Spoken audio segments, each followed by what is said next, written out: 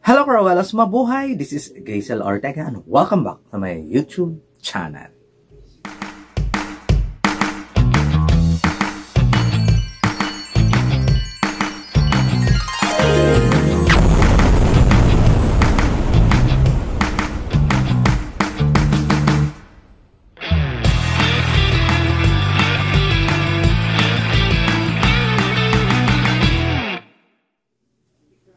Hello! At syempre ngayon ko lang ilalabas ang aking pa-survey doon sa online ko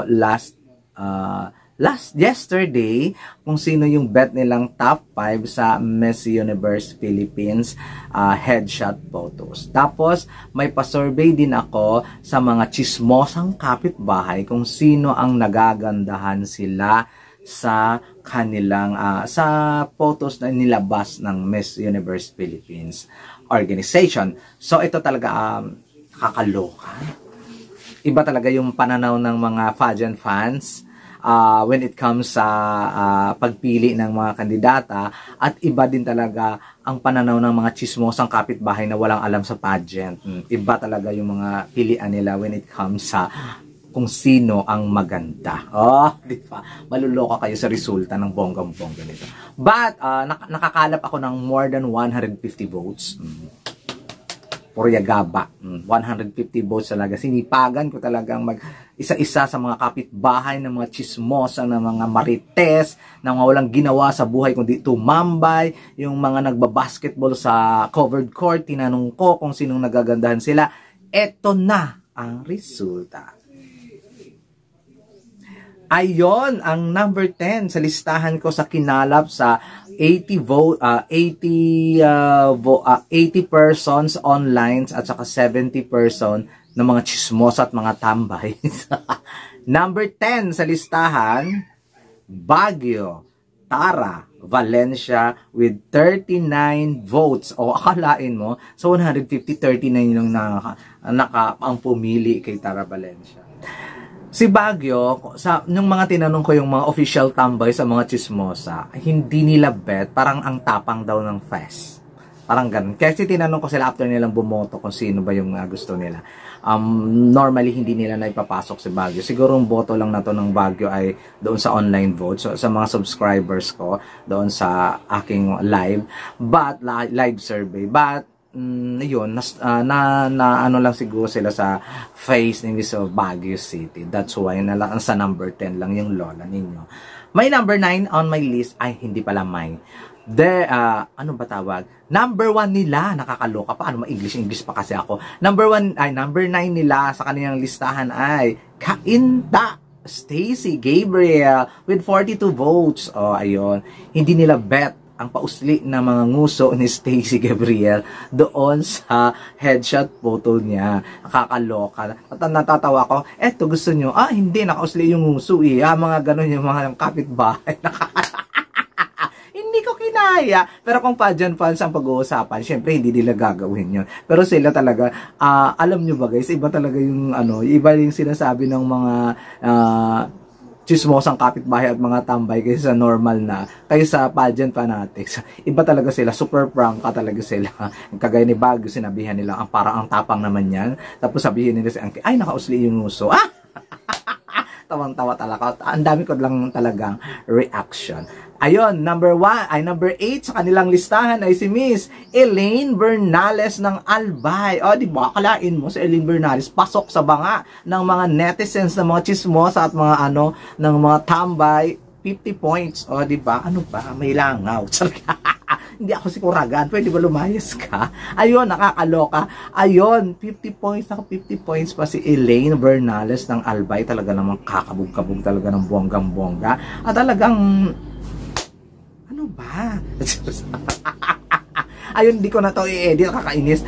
Ayun, pasok talaga sa banga nila yung beauty ng meron si Elaine Bernales. Number 7 sa kanilang listahan, Chris Tiffany Hanson ng Cebu with 69%. Pak! bentang-benta sa mga chismosa at saka mga tambay ang beauty ni Elaine Bernales. Ay, ni Christy Fanny Hanson. Kasi medyo mahina si Christy Fanny Hanson sa online votes eh. Yung mga tinanong ko, yung mga subscriber ko, kayo, tinanong ko. Mahina siya eh. Pero medyo malakas talaga siya sa mga tambay at mga chismosa. Kasi nga, magkakita na lang na picture ni Christy Fanny Hanson. Ay, ito gusto ko, ang ganda. Ganun kagad yung nila. Ano ba tawag doon? Reaction ng bonggang-bongga. Number 6, sa mga listahan ng mga chismosang tambay at saka mga cruelas dyan, Christina Chok ng UK. Meron siyang 74 points. Oh, di ba? Ang dami bumoto. To be honest, pasok talaga sa banga itong si Christina Chok sa mga official tambay, sa mga chismosa.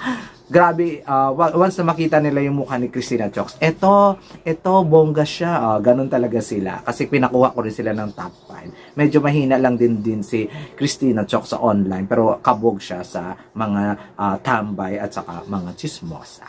Ayun, number 5 sa kanilang listahan ay si diva, akalain mo. Alam mo ba si BBB, nag-top siya sa sa online votes. But naging number 5 na lang siya sa sa overall kasi nga mahina siya sa hindi siya bet ng masa, hindi siya bet ng mga chismosa at mga tambay sa aming barangay. Di ba? With 80 points, online votes talagang kumabog siya, pero sa hindi talaga siya hindi siya pumapalo ng bonggang-bongga. Kaya bumaba talaga yung ranking ni Bacoor. Sayang no, number 1 talaga siya sa mga cruelas na survey ko, but nalaglag talaga siya sa mga official tambay. Pasensya. VVV at number 5. Number 4 sa listahan. Akalain mo number 4 lang siya. Hindi ko inaakalain din.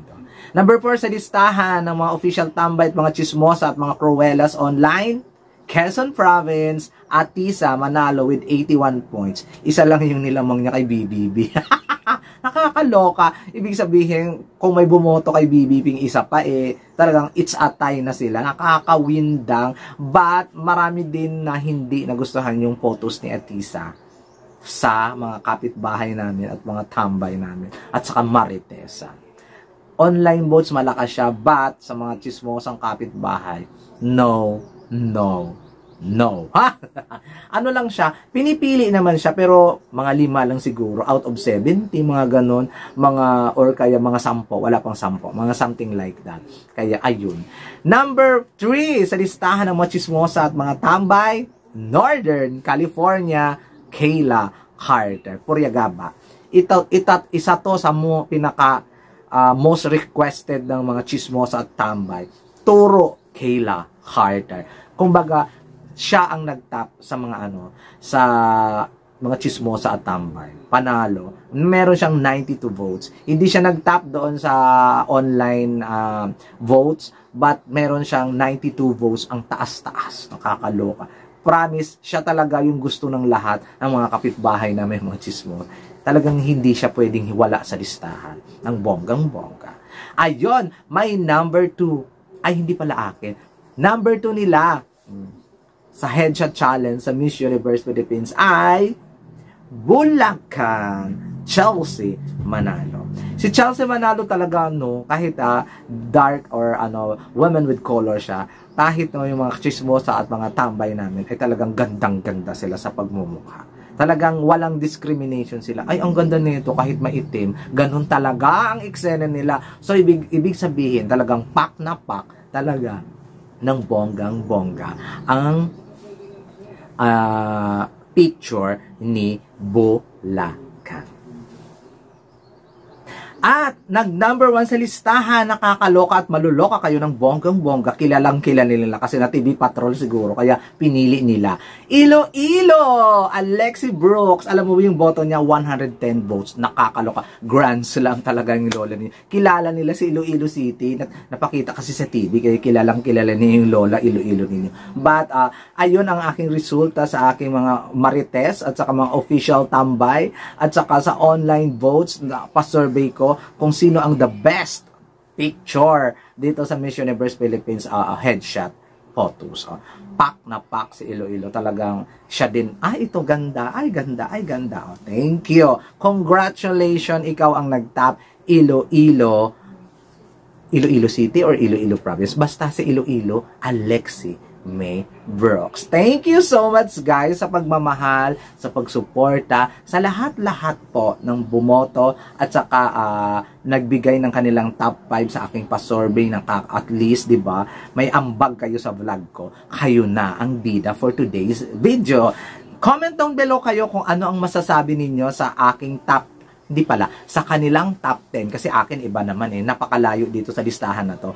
Ano ang masasabi nito sa top 10 ng mga netizens, ng mga online voters, ng mga chismosa at mga tambay sa kanto? Ito daw ang favorite nila. Ito ang lumabas ng may pinakamaraming boto.